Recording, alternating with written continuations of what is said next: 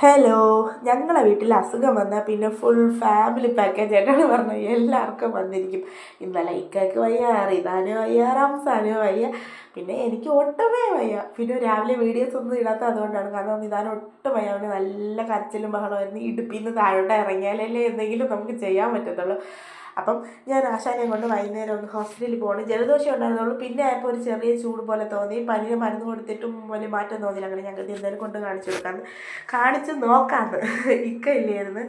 ഇക്കാലം ജലദോഷം ഉണ്ടെങ്കിലും പുള്ളി മൈൻഡ് ചെയ്തില്ല. ഈ പുള്ളി പനിയൊക്കെ വന്ന് ലോസ്റ്റ് എത്തുമ്പോൾ ഇനി പിടിച്ചാൽ കിട്ടൂല, ഇനി ഞാൻ ആശുപത്രിയിൽ പോകാമെന്നുള്ള ആ ഒരു മൈൻഡാണ്. അതുകൊണ്ട് പുള്ളി രാവിലെ വണ്ടി ഓടാകുമ്പോൾ അങ്ങനെ ഇക്ക ഇല്ലാത്തതുകൊണ്ട് ഞാൻ ഒറ്റയ്ക്ക് വേറൊരു ഓട്ടോ വിളിച്ച് ഞാൻ റംസാനുമായിട്ടാണ് പോയത്. അങ്ങനെ ഞങ്ങൾ കാണിച്ച് മരുന്നൊക്കെ മേടിച്ച് പുറത്തിറങ്ങിയപ്പോൾ ഒരു അപ്പൂപ്പൻ എൻ്റെ സൈഡിൽ ഇരിപ്പുണ്ടായിരുന്നു.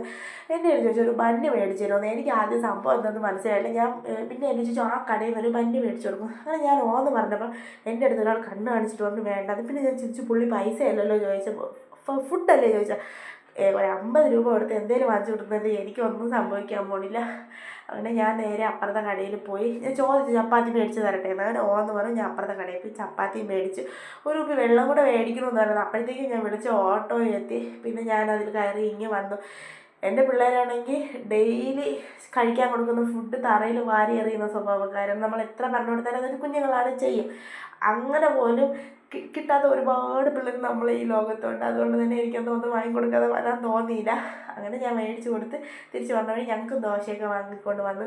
ഈ ദോശ വാങ്ങിയ കവറിൽ മുട്ട ഉണ്ടായിരുന്നു. അത് ശ്രദ്ധിക്കാതെ കൊണ്ടുവന്ന് മേശപ്പുറത്തൊരു ടക്കനൊരു സൗണ്ട് ഇട്ട് ഞാൻ കരുതി പൊട്ടിയില്ല. ഭാഗ്യം പൊട്ടിയില്ല. പിന്നെ റിദാൻകുട്ടനെ ഉറക്കിയിട്ട് ഞാനും കഴിക്കാൻ വേണ്ടിയിട്ടിരുന്നു. എനിക്കാണെങ്കിൽ നല്ല ഉറക്ക ക്ഷീണമുണ്ട്. ഇന്നലെ അവൻ കണ്ട് കിയോ കിയോ വിളി വിളി വിളി വിളി എന്നെ നേരം വിളിക്കുന്നത് വരെ മൂക്കടഞ്ഞിരിക്കുന്നതുകൊണ്ട് ഉറങ്ങാൻ പറ്റില്ലല്ലോ. അതുകൊണ്ട് തന്നെ എനിക്കും ഇന്നലെ ഉറക്കമില്ലായിരുന്നു. അപ്പം ഞാൻ കണ്ട് ഫുഡൊക്കെ കഴിച്ചിട്ട് കിടന്നങ്ങ് ഉറങ്ങാൻ. അപ്പം ദോശയും രസവടയും ചമ്മന്തി സാമ്പാറൊക്കെ കൂട്ടിയിട്ട് ഒരു പിടി പിടിച്ചു. അപ്പോൾ അത്രയുള്ള വീഡിയോ ഇഷ്ടപ്പെട്ടാൽ ലൈക്ക് ചെയ്യുക. Tata bye bye, see U.